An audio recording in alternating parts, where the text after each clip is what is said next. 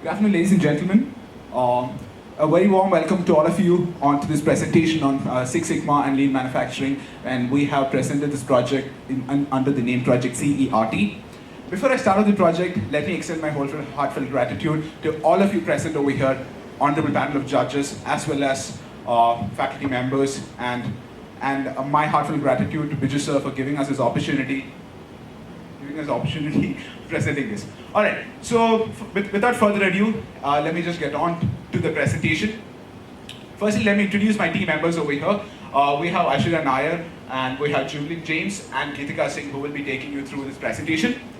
Firstly, we have the project charter, and the first thing in the project charter would be the background of the problem statement in front of us. And the background is that we are a mobile manufacturer company which helps communication service providers and build more valuable customer relationships. So basically, we look at building our customer relationships and improving our product quality. And coming on to the problem statement, yes, the company is currently under pressure because we have a set of dissatisfied customers, where we can see that the neutral, we have 35% dissatisfied customers and 10% highly dissatisfied customers, and a considerable rate of 20% of neutral customers. So now, this goal statement would be to reduce this unsatisfied customers to 20% and boost our sales, which means not to bring down the unsatisfied customers to 20%, to reduce unsatisfied customers by 20%. Now here in this particular problem, what all are opportunities which lies? Would be improving the efficiency in our service would be the greatest opportunity for us, and building our customer relationship management, and the quality of the product, solving marketing problems, and finally, ladies and gentlemen, is the redressal mechanisms, which is predominant for any of the companies. And yes, when we come onto the define, measure, analysis, improve, control phase, we have set particular timelines for this, and which would be, we would take 1 week for the define phase, 1 week for the measure phase, 2 weeks for the analysis phase, 1 week again for the improve, and yes, control would take a pretty much long time compared to all the other phases because it is the implementation section, and which involves 10 weeks, around 170 to 180 days approximately. Now going on to the next slide would be the sidewalk, when expanded becomes suppliers, inputs, process, outputs, and customers, which will be a bifurcation of all these particular segments in our production stage. Suppliers, as you can see, are basically suppliers from Chennai, Karnataka, as well as from China, because we are a mobile manufacturing company. Most of the inputs or the raw materials that come, basically the wire, the raw materials as the circuit board, all comes from China, as well as suppliers from Chennai and Karnataka. Whereas the inputs, like raw materials like metals, LCD, liquid crystal display, batteries, plastic cases, microphones, speakers, and camera would be the inputs required in our production stage. And then the process stage I would be taking off later, and going on to the outputs, yes, it's a mobile phone obviously, and accessories of all sorts which come along with the mobile phone would be the earphone chargers and all the other accessories. And yes, the most important would be our customers. We are looking at a target customer range between 50 to 30 years old, which is primarily the youth people. Obviously, we do have other customers, but basically and most importantly, we are looking at a customer age group of between 15 to 30. Now going on to the process, as I told earlier, we'll be giving you a detailed process map of our production processes. As you can see, we have classified into the pre-assembling of components, board assembly line, full function test, final assembly line, and order processing.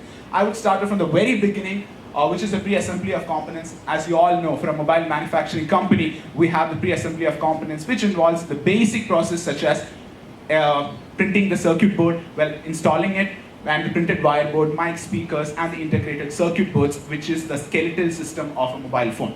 And now coming on to the board assembly line would be, we'll be introducing a new process here, which is called as a shielding process. Now, ladies and gentlemen, what is this shielding process? Now, this process is aimed to reduce the amount of, defects in our product, because a mobile, when it has a dust in its assembly stage, it affects the product quality. Now, this shielding process would help us to reduce the dust particles which comes in the assembly stage, and the shielding process would ensure the product quality to a great extent. Now, going on to the third step would be the full function test. Now, full function test is our one of the quality check which we have put in case of a problem or in case of a small malfunction regarding the electric part of it or regarding the functioning part of it, we would be passing through a full function test, and in case of the defects, it goes to the diagnostic team. And now if diagnostic teams give a clear sign, it goes directly back into the final assembly line. And in case of no defects, it directly goes into the final assembly line where it will be labeled, the mat fixing on the screen, earphones, scanning and finishing. And then finally, as always, it's order processing, which involves the selling, distribution, and warehouse management, which is an integral part. Now, one thing which you have noticed is the quality checks which we have maintained through all the lines of process, all the stages of process. Now, the quality checks which have been stated are the aesthetics quality check, functional quality check, accessories quality check, incoming, outgoing, product quality check, process, and finally, the re-quality quality checks. Now, why have we installed so many quality checks at all this process stage? Because we understood that from a previous production manufacturing system which we have installed, we lacked some quality checking, which was really integral for a mobile phone manufacturing company. Because at the end of the day, it's the end product that matters to the customers, and these quality checks are very integral. Now the next would be taken up by Ashir and Ayat, which would be the value analysis. Yeah. Alright, so once we had a good idea of the various steps involved in our process, we went ahead and took each step and put it under the microscope to figure out if they are indeed value-added activities or non-value-added activities. And our findings show that about 64% of our total activities do add value to our product, which is a good thing because this is what our customers are willing to pay for. But about 21% of our activities are non-value-added, and this is the area we have a potential to reduce our waste, or better yet, even eliminate the waste completely and thereby increase our efficiency. Now, if you have a closer look at the non-value-added activities, the quality checks alone comprise about 70% of the non-value-added activities. And in the process, you may have noticed that we have a gamut of quality checks from incoming products to outgoing aesthetics, process, product, and so on. Now, it wouldn't be wise to outright eliminate these quality checks, because as far as the scope for quality is concerned, or the importance we would place for the quality is concerned, it would always be infinite. Because the better our product is, the happier our customers would be, and that in fact is the goal at hand. However, our approach to quality checks could be something that we can modify. So for instance, we could perhaps adopt an approach called Kaizen approach, where we make sure that we get the things right the very first time. So one of the things we could do is perhaps make sure that the incoming quality checks are very thorough and live up to a high standard. And this way we can gradually ease the latter quality checks and save up on the time. And that brings me to the next analysis that we performed, which is the takt time versus the operational cycle time analysis. Our operation cycle right now takes about 1 minute. However, our takt time, which is the time that our customers expect us to complete the process in, is just half a minute. So that gap of half a minute is the target that we are aiming to reduce through this project. So right in the measurement phase, you can see that we've been able to understand the problem at hand at a much better level, and we've even been able to quantify it. So next obvious step was to find out what's causing these problems. And to do that, we went ahead and performed a fishbone analysis, which will now be explained to you by Geetika.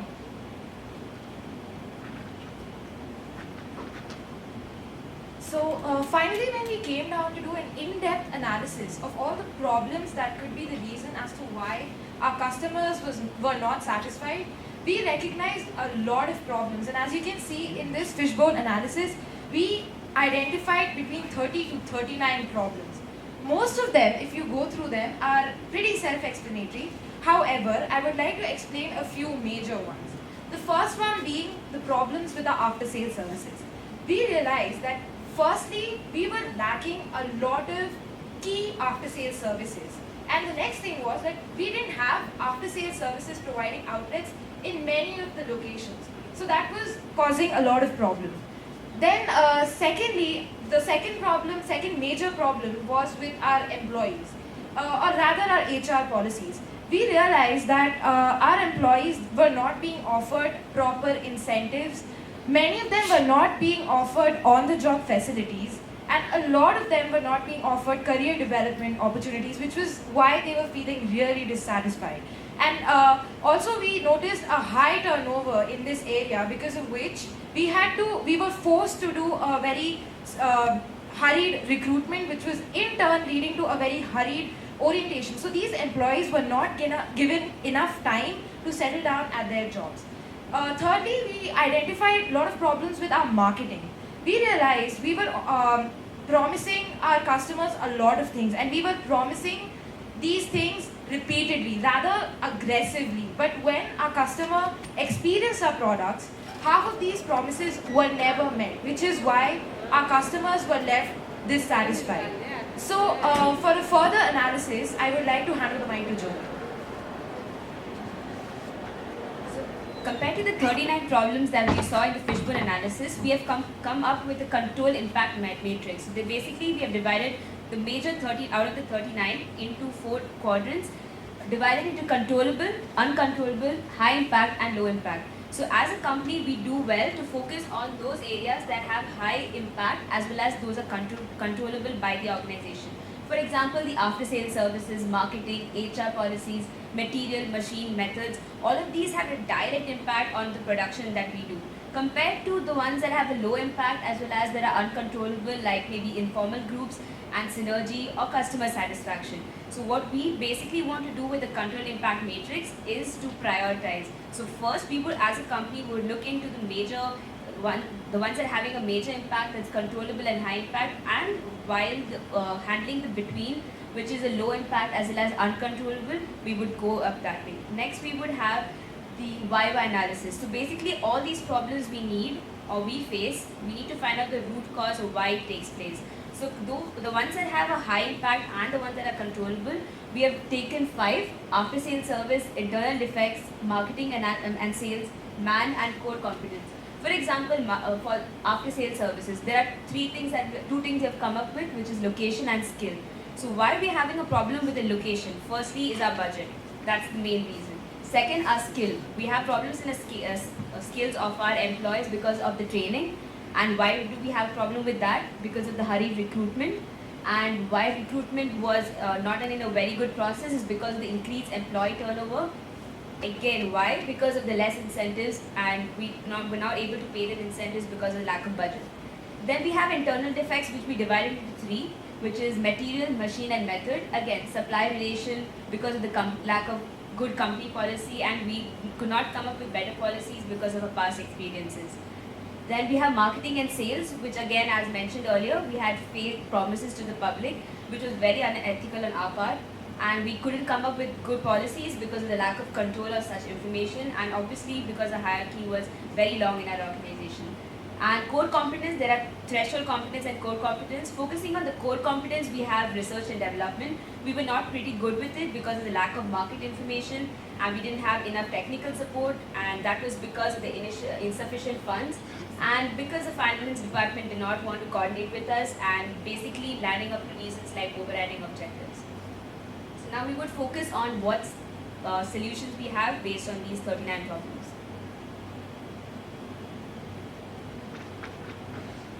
So finally, to set our priorities straight and to know which solutions need our attention, I would like to explain. We did, for the solution selection, we basically did a 139 analysis under 2 categories: ease of implementation and impact rating, using a scale of 139. 1 being easy or low, 3 being medium, and 9 being difficult or high. So for the 4 root causes that we've identified, that is after sales services, internal defects, marketing, and man, we've identified, as you can see, 2 to 3 solutions for each of the root causes. However, say for after sales services, we realized we could come up with 3 solutions, 1 being better training, 2nd being proper allocation for these services in the budget itself, and 3rd being planned training and recruitment procedures. However, out of these 3 solutions, we first of all need to focus on allocating for these after sales services in our budgets, because otherwise we cannot go ahead with better training or a planned training process. Hence, that's why we have given the highest total is for proper planning in the budgets, which is why this particular solution gets our first attention. Secondly, same way we've allocated priority to internal defects, marketing, and man. For internal defects, again, the priority again goes to allocation of funds in the budget. For marketing, I think for marketing we need to revamp our entire marketing strategy, because we cannot go on making aggressive promises to our customers and not fulfill it. Hence, a better marketing plan gets the priority. Then for the last one, HR policies basically get the priority because for the employees to be satisfied, we need to offer them proper career development opportunities, incentives, on-the-job facilities. Hence, we first need to start with proper HR policies and their implementation. All right, so now we have seen what the problems were. We have analyzed each and every problem in detail. We went into the root cause and we have identified what caused the problems or what resulted in a dissatisfied customer base in our company. Now, the most important thing that affects each and every company is how we implement or how we make sure that these defects do not occur or how these mistakes are not going to happen in the future. And that, ladies and gentlemen, is what is in front of you. Firstly, we have come up with an innovative method called the My Manufacturing application. Ladies and gentlemen, in this era of technological innovation and technological innovation, we need to ensure that quality control is improved by monitoring the status of batches of all the mobile phones. Now, this My Manufacturing application is a mobile-based application. Now, this is being used in most of the lean manufacturing as well as manufacturing companies, where the mobile alerts the immediate supervisor or the person who is responsible for the current stages of production. For example, if the defect of a machinery or a robot occurs at the printing of the wireboard sector in the process, it alerts, or the particular mobile application alerts the supervisor who is responsible for this to make sure that the defect or the machinery problems then and there is being solved. Now, how will it help us? As Aishwarya was explaining you, it will help us reduce the non-value added time and increase our product efficiency, and will produce more in very less time. And now, yes, our primary goal of customer satisfaction. Now, what can we do to improve our customer satisfaction? When we have a mobile phone, or when a customer holds a mobile phone in the hand, it is the user interface that matters at the end of the day, or the feel of the mobile phone. Now, that would be one thing which we would love to improve, is to improve our user interface in the mobile, giving our customer a better experience of handling a mobile phone, and thereby increasing our product efficiency. And a common uniform quality metrics for all areas of business. Because when we have different quality metrics for different areas, that will give us a wrong idea as to where we are going wrong or what we are doing wrong. Now, this will give us a clear idea where we are or what we have to do to perfect our solutions. And then an identical improvement rates for all areas of business measured on scale. A goal-directed incentive for managers and employees would help us to solve the HR policies problems and the training problems which currently exist in the organization. And then a coordinated training to achieve these goals in a fast and efficient manner. Last but not the least would be a creation of a current state map and a future state map. Now, what is a current state map and a future state map? This current state map and a future state map will enable the employees to identify opportunities to eliminate the non-value added activities and remove unnecessary steps. Current state map gives them an idea about what the production stage currently is or what the problems are currently, and a future state map is a future roadmap as to how to solve these problems in the most efficient and effective manner. And then better feedback and customer complaint database. For any company, for any manufacturing company, or any company that produces an end product to the customer, it needs to know how customers are happy with the product. Now, because when you use a mobile phone and defect occurs, or you have a problem using the mobile phone, you go to the service center. Now, we need to keep a track of how frequently the customers are coming to the customer service center. Because if we have a track record as to a customer is resorting to our customer service center more than 2 or 3 times, we need to understand that there is a problem with our product. All right, and redressing these problems would be our next step. Now, a clear database of these 2 elements would prove to be integral in our future state of activities. Now, going into the last and final would be the benefits and the lessons learned. Ladies and gentlemen, reduction of unhappy customers by 20% would be an assured result if we are implementing these procedures and the solutions we have put forward, and it will help us reduce. And then improved customer relationship management, which is really, really important for our company, because customers are the one which makes the success of our company. And then lessons learned is the importance of quality maintenance. we would improve the product just by improving our quality checks, quality maintenance, and customer satisfaction, and product design according to the customer needs and taste, which is really important. Thank you, ladies and gentlemen, for your time. Thank you for patient hearing. And yes, thank you so much.